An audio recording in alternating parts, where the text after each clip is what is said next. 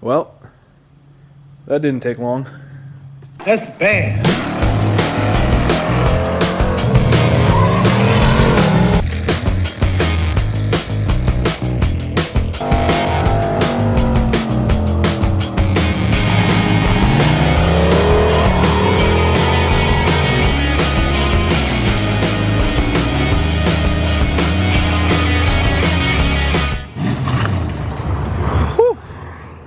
Alright, so as you can tell, we got the car up on the hoist and the engine is right there. Things kind of were on a good upward trajectory and then just immediately plummeted off the Grand Canyon.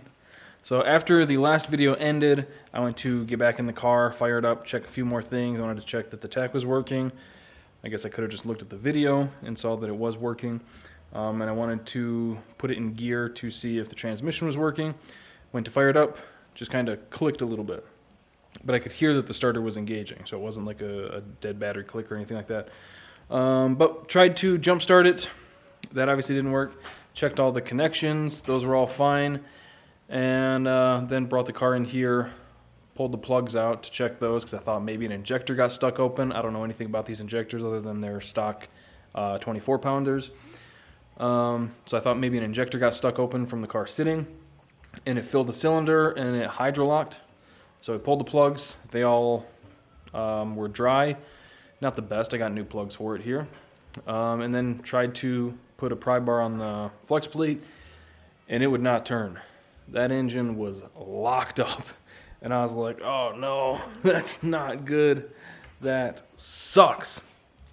So we ended up pulling the motor out and trying to figure out what's going on. Because, I mean, I have no one else to blame at all except for myself. I'm the one that put this motor together. So I was like, what the heck did I fuck up, man? So pulled it apart, started checking things. I was kind of under the suspicion that maybe the oil pump that I used, it was just one that was on my shelf. Came out of a good running motor, though, so I was like, this thing should probably be good enough. I thought maybe the oil pump was actually junk, and it had no oil pressure. And it fried a main bearing. That was my first suspicion. Pulled all the main caps, looked at them. All those bearings still look brand new. Left those loose, still tried to roll it over. Still nothing. We went around, we're checking the rods. We made it to number 3, and we found our culprit. It spun the number 3 rod bearing. Don't really know why. I don't know. Like I said, I'm the one that put this motor together, so all the blame ultimately falls on me. So yeah, I don't know if I tightened it too much, didn't tighten it enough. I just have a normal click type torque wrench. Sometimes if you pull a little bit harder, a little bit faster, or go slow, it'll tighten them a little bit different. So I don't know if it was just the difference in that, or it could genuinely just be a parts failure. Yeah, this thing was cooked and locked solid. So at least we figured it out before anything terrible happened. Chewed up a bearing and chewed up this crank. I mean, it's just a stock crank, so it's not really worth sending in to get turned or anything. I'll just find another one somewhere. But block and everything else are good, totally reusable. Just need one crank, one new bearing, and then throw it back together. And probably use that in something else in the future. Hopefully something else that's a lot easier to pull the motor out of than a gosh dang F-body Camaro. These 4th gens. Jeez. We have been getting the engine in and out from the top every time so far. I know a lot of people have asked that in the comments if we've dropped the subframe. Nope, it's come out from the top every time. So the plan moving forward is to rob the cam out of that. Cam's still good. Rob the heads off it, the whole top end basically. And we're just going to stuff it in this 5.3 right here that we pulled out of a Suburban that we bought off a neighbor. And this thing, we literally drove the Suburban in here. We know the last like 5 years of history of this thing. We're not even going to touch the bottom end. This thing should run for a long time. Now you got to knock on wood there. So yeah, I have to torque down the heads and then we can start throwing. I forgot my dang F-body balancer. I might run back and get that real quick actually. I wonder if the crank in that motor is any good. Probably not, because I think that one spun a rod too. So yeah, I have to torque down the heads for that, and then I guess we can start throwing that in the car and start getting this thing back together again. I did remember to bring this to put this back on, and I brought an eyelet for some ground wires and some heat shrink to fix some other connections on this car that were a little lackluster. Also, you guys know a whole lot more than I do. Let me drop this car down and ask you guys a question. Because ultimately, I am just a vehicle for entertainment purposes here, and you guys are the real stars of the show. I am not, and truthfully, I will never claim to be a 4th gen guy. These cars are kind of pains in the asses, but they can look cool sometimes. What is going on with this coolant temp sensor?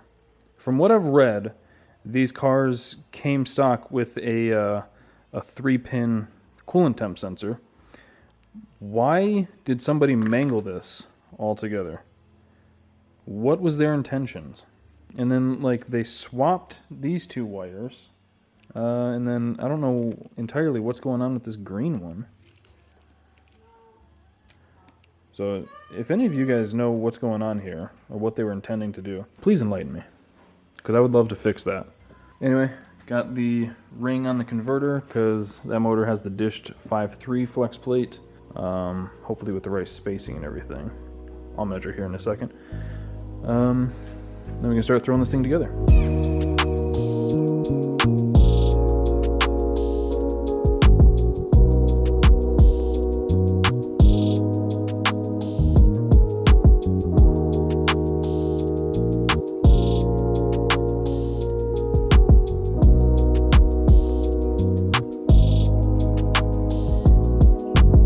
Alright, heads are all torqued, got the mount for the alternator.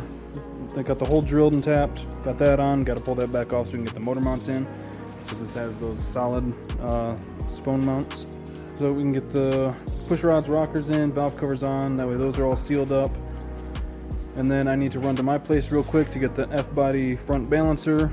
Yeah, and then we can put that thing in there.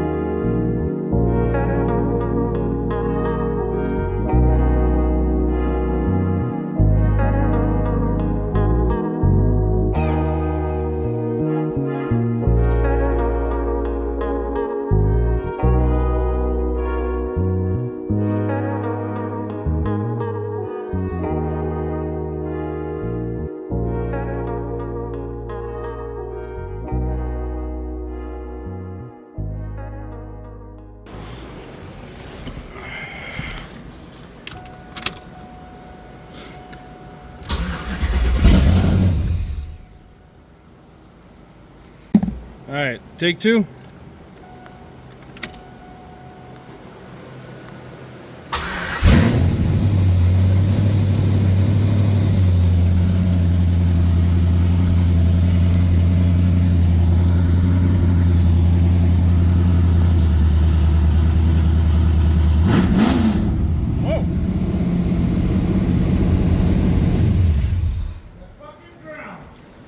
Or that map sensor. We could try and ground that wire out again just to see. Just like vice grip it to something. Yeah, right. First I gotta find it back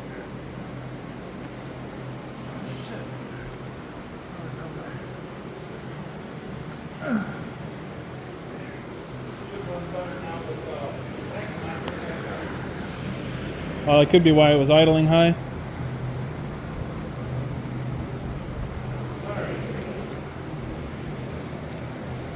wanna know what caused it? Last section. You wanna try it with that vacuum line hooked up and see?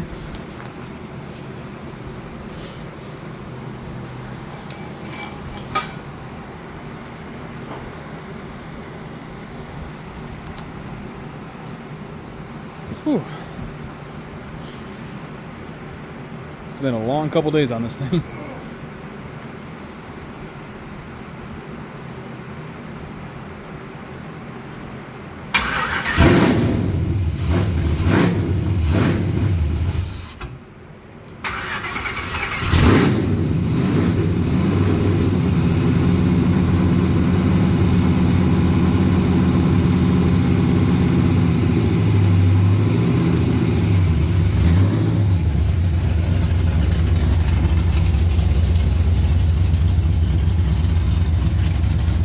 Give us some revs.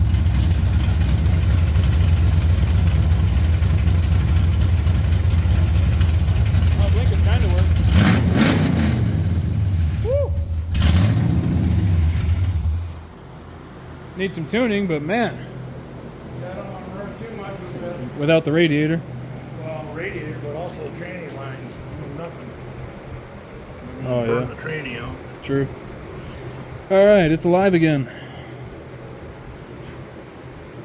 Yeah, get a good tune on it now. Yeah. Whew. All right. Good. Rock and roll. All right, so quick little time jump. We got the Camaro over to my place.